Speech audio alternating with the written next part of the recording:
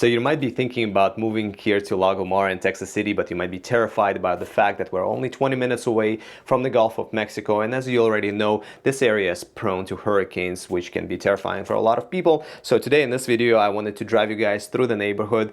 Few hours after Category 1 hurricane, we just went through Hurricane Beryl, and it didn't really hit us directly. It was more in the Katy area, but we still experienced pretty strong winds in this area. So let's hit the road and see what kind of damage you can expect from a Category 1 level hurricane here at Lago Mar.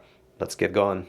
Don't forget to give this video a like and subscribe to the channel if you would like to stay up to date when it comes to all the real estate news in Houston area. We're going to be uploading 2 videos every single week, so you don't want to miss out. Now let's get back to the video. On this map from the National Hurricane Center, you can see that the eye of the storm was more in the western part of the city, so more toward Katy, but the orange area on the map signifies a hurricane warning. The yellow area is going to be a storm watch. So if we zoom in on this map, you can see that Lago Mar was literally on the border between the hurricane warning and the storm warning. And the hurricane warning basically means that the winds can reach speeds up to 74 miles an hour, and that can be pretty damaging. So let's see what kind of damage actually appeared after these type of winds. The first thing that I noticed when I started to drive through the community was that some of the trees in the community were damaged, and as you already know, a lot of the trees over here are still relatively young and the community is still pretty new overall, so the trees did not have much time to settle down and to spread their roots into the soil.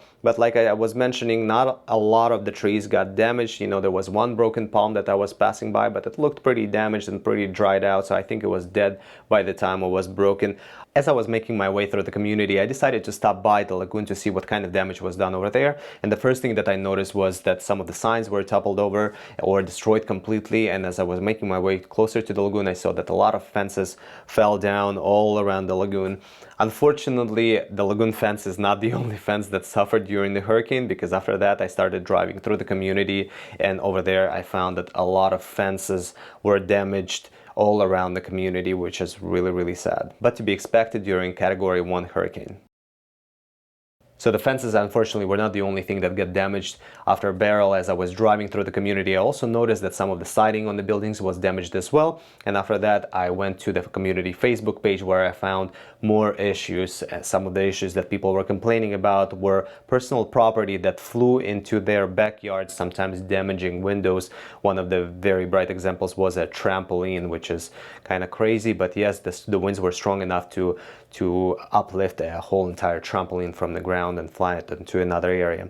Other than that, another issue that people were talking about was leaking windows, and whenever I hear about issues like that, I always remind everybody, make sure before you close on the house, make sure to hire an inspector to make sure that all the quality is up to par, because sometimes different builders are using different contractors and you cannot guarantee the quality of their work. And by the way, my name is Ivan Orevkov. I'm here with CGP Realty Group, and if you're still thinking about making this move to Houston, Texas, feel free to give us a call, shoot us a text, send us an email, or schedule that Zoom call. All the information is going to be in the description section down below. And if you still need more information about Lago Mar community, I actually made an extensive video showing you my perspective of living here in Lago Mar, so feel free to check out. The link is going to be somewhere on the screen, or you will find it in the description section as well. In any case, thank you so much for watching. I will see you in the next one.